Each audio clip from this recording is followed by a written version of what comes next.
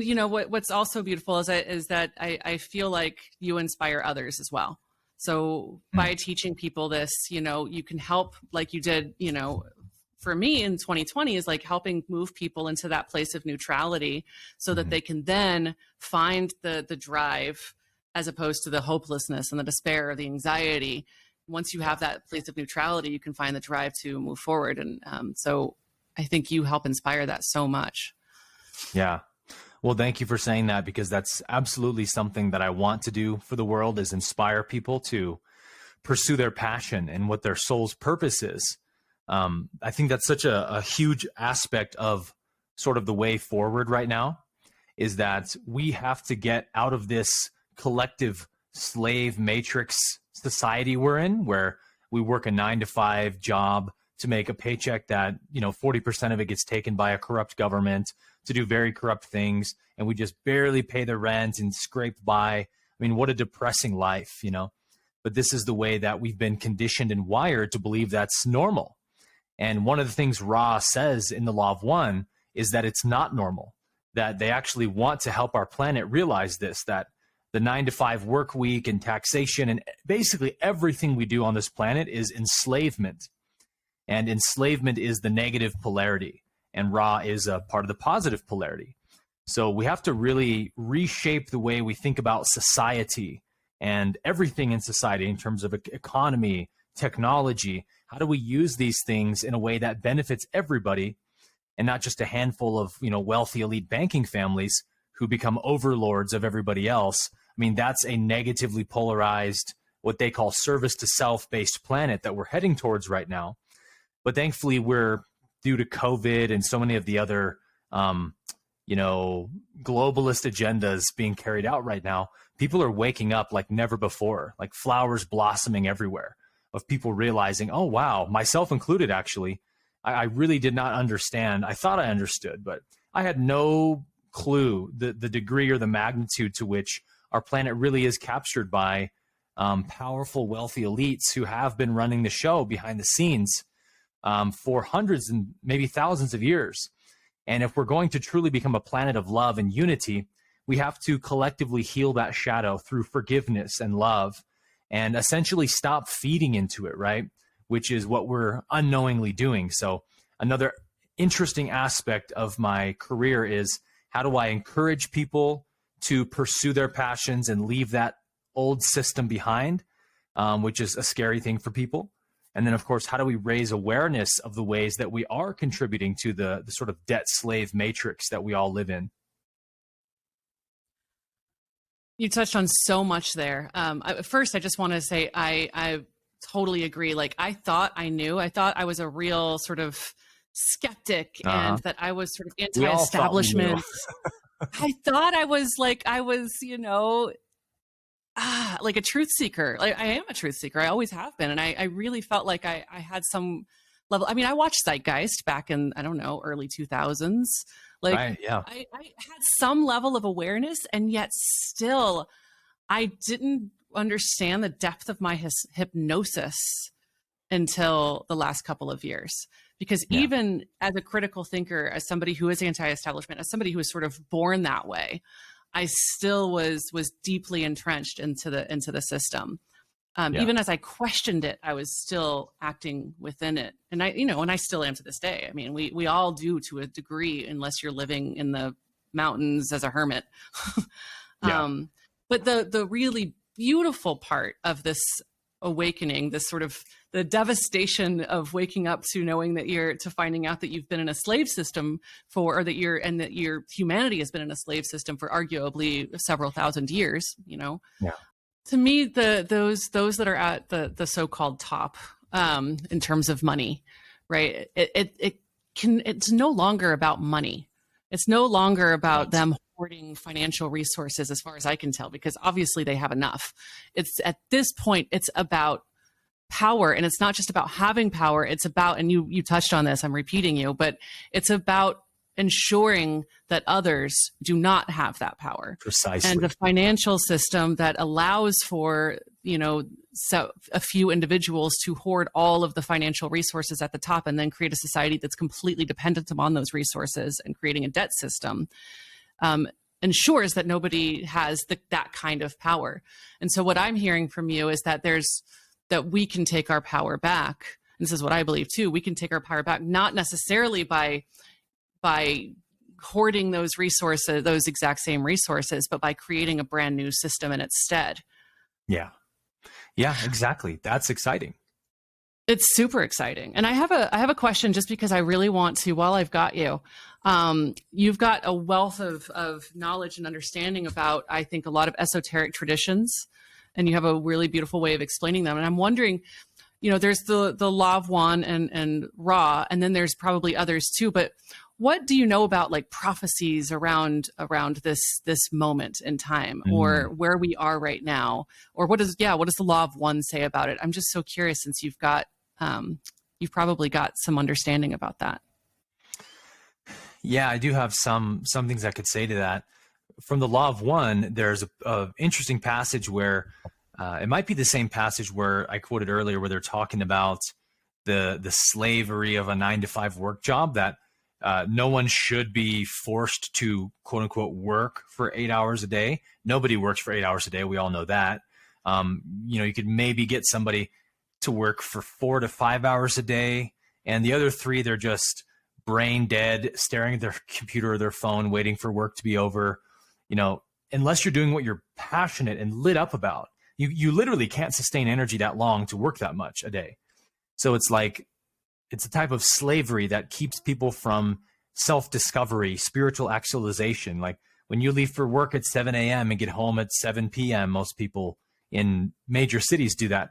What time do you have for meditation, self-introspection, reading, studying, praying? There's so much less time to spend on yourself and your own growth when you're, in bondage to that kind of a job every day. So in that conversation, Ross says, they ask Ross something about types of slavery on our planet. And Ross says, at this present space-time nexus, the different varieties of slavery on your planet is so vast that it beggars our ability to enumerate them.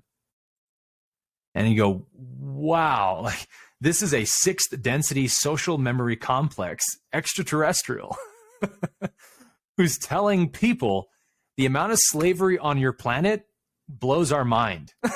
Wow. We can't even put it into words, right? So it's like we have to start waking up to the reality of that, which is scary, which freaks some people out. They don't want to think about it, but it's like join the light side and wake up to it, because the more of us wake up, man, there's power in unity. There's strength in unity. And if we come together and just wake up to what's going on and say, okay, now we see the game that's being played. We see the puppet strings that were being pulled. So we're just going to leave that system. Have a great one. Do what you want to do over there. Anyone who wants to be a part of your globalist world, no problem. You guys do that. We're going to go over here, though, and make a society built on love and unity and service to others. And we're going to thrive. That's what's going to start happening on our planet. We don't fight anybody. We don't make anybody wrong. We make a new system and leave the old one, and the new system will make the old system obsolete. So the only other sort of prophecy I can think of that correlates to this, I've heard Dr. Zach Bush talk about this. Love him. And he talks about an ancient prophecy from I don't know if it was a Native American tribe, or it might have been a culture in South America. But they say that humanity has had essentially a broken wing for thousands of years, which represents the divine feminine. And because we've just had a huge masculine wing and a very, very tiny feminine wing, we've just been flying in circles. And they say that as of 2012, which is the Mayan calendar year, the year that Ra says we started shifting into 4th density, that was kind of a planetary event that happened. As of that year, humanity will start to grow out its feminine wing again. And the two wings will be able to be even and cause us to soar into the heavens and fly to our cosmic destiny. So I think we're in that period right now where the divine feminine is waking up, and that part of that waking up is realizing the forms of enslavement on the planet, because that control, that enslavement, deception, manipulation, that's the wounded masculine. That's what happens when the divine masculine becomes broken. to a corrupted form of itself. It controls and it enslaves. It's all about deception. And so the divine feminine wakes up and sees that her masculine counterpart has been so distorted, and she begins to heal him and bring him back to to exalt him to his highest expression, which is to be aware, to witness, to see who and what we really are, to know myself, to be self-realized. That's what the divine masculine allows for. And so that process looks like a lot of shadow work, right? A lot of healing and a lot of awareness, which is what the masculine is, again, of what's really going on. So I see that prophecy playing out right now. And I don't know how much longer it's going to take, maybe another 100 years. But I feel very positive that humanity is headed in the right direction. And I truly believe our destiny is inevitable. And as challenging as COVID has been, the whole pandemic scene that we've watched unfold the last 2 years, it also is highly encouraging to me because it has woken everybody up. Like, yes, there's still people asleep, but there's such an enormous percentage of this planet that's awake to the true reality of who our leaders actually are, what their intentions actually are, that I think it just isn't possible for them anymore to carry out their plan of world domination. There's too many people awake. And I think that they showed their hand too much. I think the, whatever you want to call them, the globalists, the Freemasons, the Illuminati, whatever, the deep state, they had this really pivotal moment in 2020. And I've heard some people who have more inside information than I do have said that they actually wanted to push that back to 2050, or that was their original plan. But some of the people in the upper echelons of the deep state were like, hey, we're not going to be alive then. We want to watch this plan unfold in our lifetime, so let's do it in 2020. So it was like 30 years sooner than they anticipated it being, which who knows if that's true, but I've heard that from people I see as credible. And they had this tightrope that they were walking, I think, where they have to carry out these plans to inch forward their plan of world domination.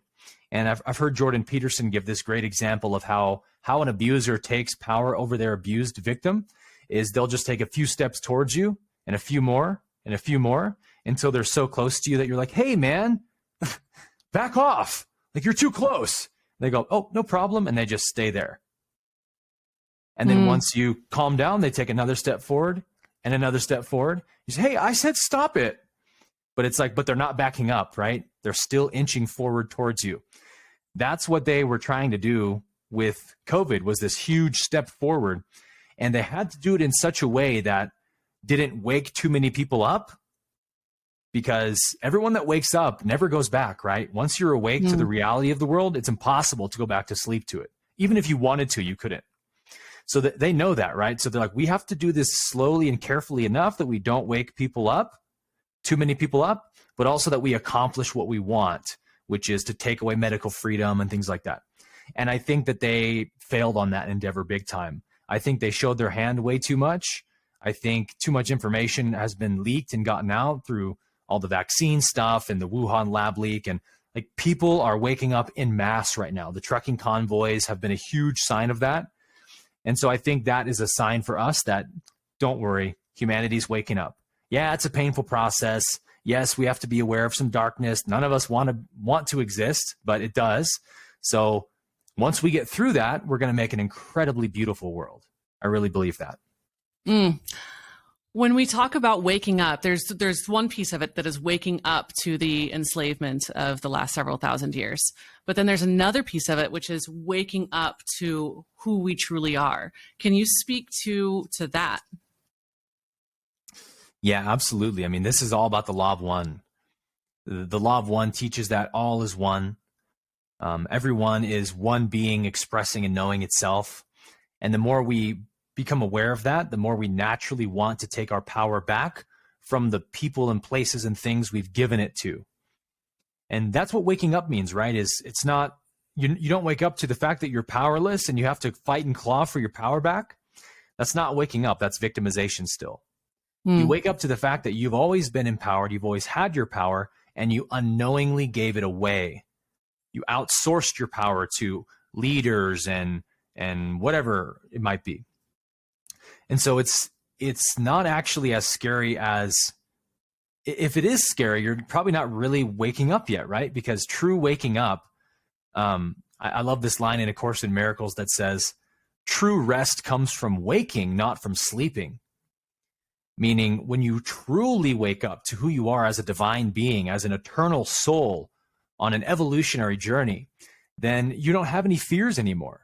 Because it's like, whatever happens to me in this life, it's just one blip on my soul's radar. It's just one little tiny lifetime in a line of thousands or millions of lifetimes spanning across the whole universe. So what do I care if this life doesn't go perfectly as I would want it to go? I'm here to self-actualize. So let me take absolute advantage of every catalyst that life is offering me.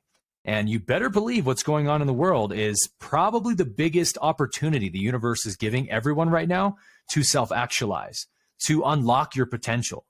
And to me, it's always exciting. It's like, oh, I'm so glad to know that I gave my power away. Because if it was taken from me against my will, truly, then we'd all be screwed, right? We don't actually have our power.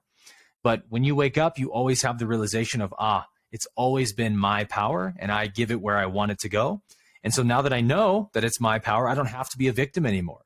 I can be a self-empowered divine being and step into my destiny and wake others up to step into their destiny, because their destiny is also mine. We are one collective humanity.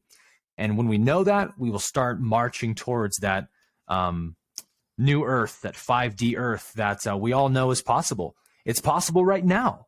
If we could just unlock all of the different technologies that are being suppressed, if we could raise awareness about what's possible, we could make that world happen tomorrow virtually. And so that's really exciting prospect, right? That it isn't necessarily 100 years away. It's a moment of awakening away. And I think we're getting closer and closer to that collective awakening every day.